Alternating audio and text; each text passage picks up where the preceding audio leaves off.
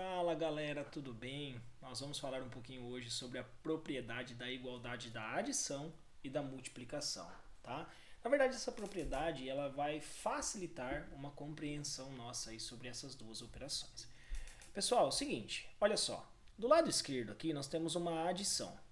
Essa adição está registrada como 23 mais 15 e do lado direito 20 mais 18. Nós vamos chamar esse primeiro lado aqui de primeiro membro da igualdade, tá? 23 mais 15, primeiro membro. E 20 mais 18, segundo membro. Se a gente somar, aqui nós temos 38 e aqui nós temos 38. Logo, nós temos uma igualdade, certo? Quando eu venho no exemplo de baixo, se eu pegar o primeiro membro, 24 mais 22 é igual a 46 e 20 mais 28 é igual a 48. Nesse caso, nós não temos uma igualdade, tá?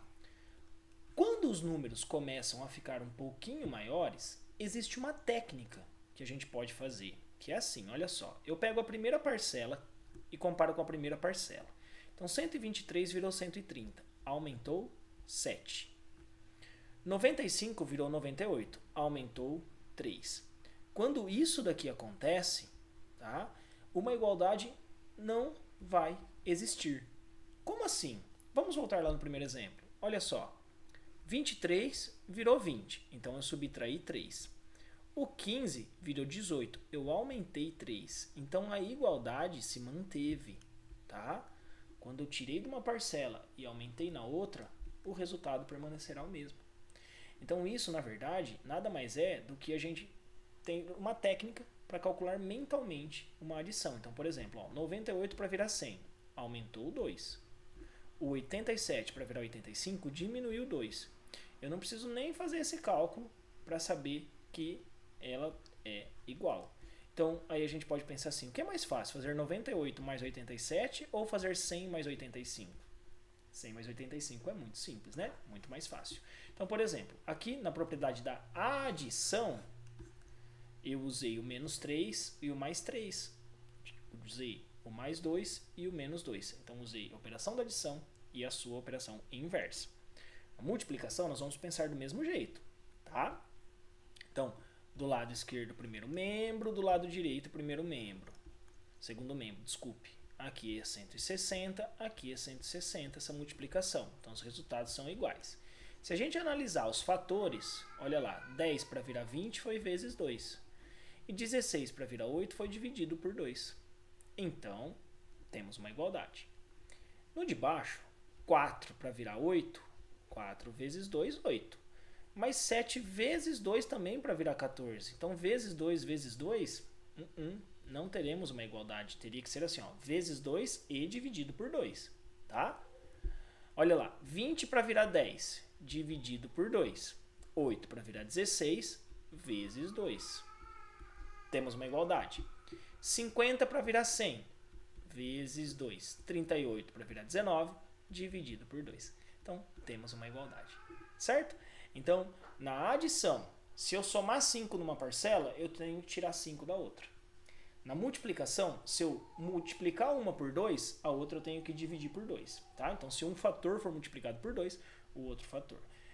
Toma cuidado para não confundir parcela, que é da adição, fator, que é da multiplicação, e membro. Tá? Só retomando. O 10 é o primeiro fator. O 16 é o segundo fator. Os dois juntos, primeiro membro. Certo? Bom, ainda assim, o que a gente pode pensar? Que a propriedade da igualdade ela não vai se alterar quando eu realizar a mesma operação em ambos os membros. Cuidado, hein? Estou falando parcela, estou falando membros. Então, por exemplo, olha, 24 para virar 20, menos 4. 12 para virar 16, mais 4. Então, eu sei que essa igualdade existe. Agora, se eu fizer 24 mais 12, é 36. Se eu fizer 20 mais 16, é 36. Ok, temos uma igualdade. Agora, olha lá. Se eu adicionar 5 aos seus dois membros, 36 mais 5 e 36 mais 5, a igualdade vai se manter. Vai ficar 41, 41. Certo? Então, a igualdade se mantém. Se eu subtrair 2 de ambos os membros, 36 menos 2 e 36 menos 2 vai ficar 34, 34. A igualdade ainda se mantém.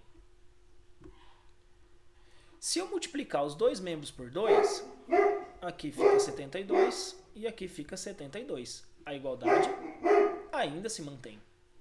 E aqui, se eu dividir os dois membros por 3, a igualdade ainda se mantém. Então, nós vamos ter aqui 12 e 12. Certo?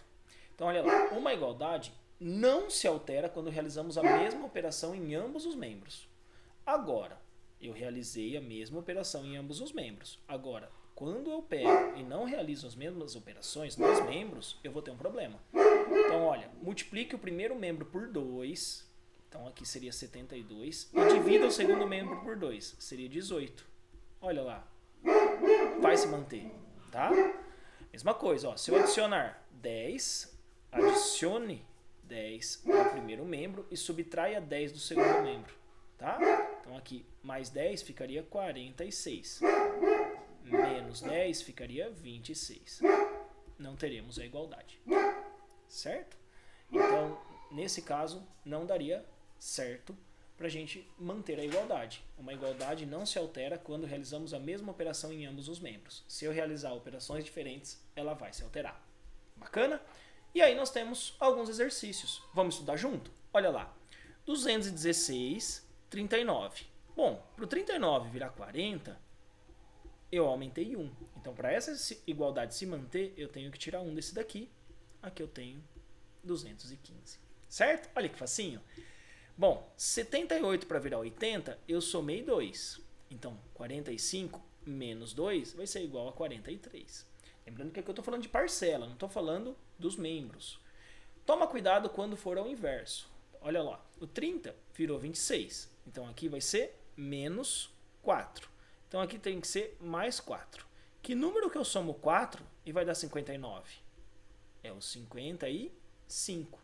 Cuidado para não fazer 59 mais 4, hein? Então, olha lá. O 42 para virar 40, eu tiro 2. Certo? Então, aqui eu vou ter que somar 2. Então, eu vou pegar os 136 mais 2 para chegar no 138. Toma bastante cuidado nesse tipo de exercício, tá? Agora, com os fatores. Olha só. O 14 para virar 7, ele foi dividido por 2. Logo, 12 vezes 2 é igual a 24. Mesma situação. O 50 para virar 100, eu fiz vezes 2. Então, 26 eu vou dividir por 2. Então, 26 dividido por 2 é igual a 13. Certo? Olha lá. 4 para virar 8, fiz vezes 2. Que número que eu divido por 2 e dá 75? Então, esse é um exemplo aqui que muita gente erra. Então, aqui eu tenho que fazer o 150 dividido por 2 para dar 75. Toma bastante cuidado. Olha lá. 100 para dar 25. Eu dividi por 4. Então, significa que esse número aqui eu tenho que multiplicar por 4. Então, que número que eu multiplico por 4 e dá 16? É o 4. Certinho? Esse é um exercício bacana para você fazer com muita calma e muita atenção. Certo? Continuando. Coloquei aqui também um exemplo sobre a questão das operações básicas, porque eu estou falando com vocês parcela, soma, fator, né? Então, essas operações básicas, pessoal, a gente tem os termos, né? Então, em uma adição, olha, uma das parcelas é 145, a soma é 657. Então, eu teria que descobrir essa outra parcela aqui. Então, como que eu faria? Então, lembre-se. Eu vou fazer a operação inversa. 657 menos o 145. Tá? Então, aqui, olha lá. A outra parcela é 512. Quer conferir? Faz 512 mais 145 e vê se dá 657. Olha lá. Em uma subtração, o minuendo é o triplo do subtraendo. Então, é assim, ó. Minuendo é o que vai em cima. Subtraindo é o que vai embaixo. E aqui embaixo é o resto ou diferença. Esse é o resultado. Tá bom? Então vamos lá. Uma subtração, minuendo é o triplo do subtraindo. Sabendo que o subtraindo é 124, eu tenho que tentar descobrir o triplo primeiro dele. Então, 3 vezes 4, 12.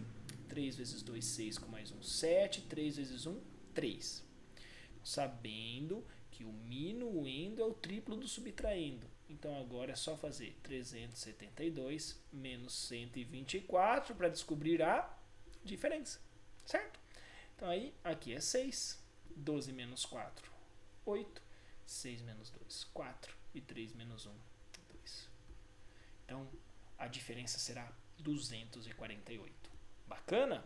Pausa o vídeo, tenta fazer novamente esse exercício, vê se você entendeu. Aqui, né, coloquei 2 atividades para vocês tentarem fazer.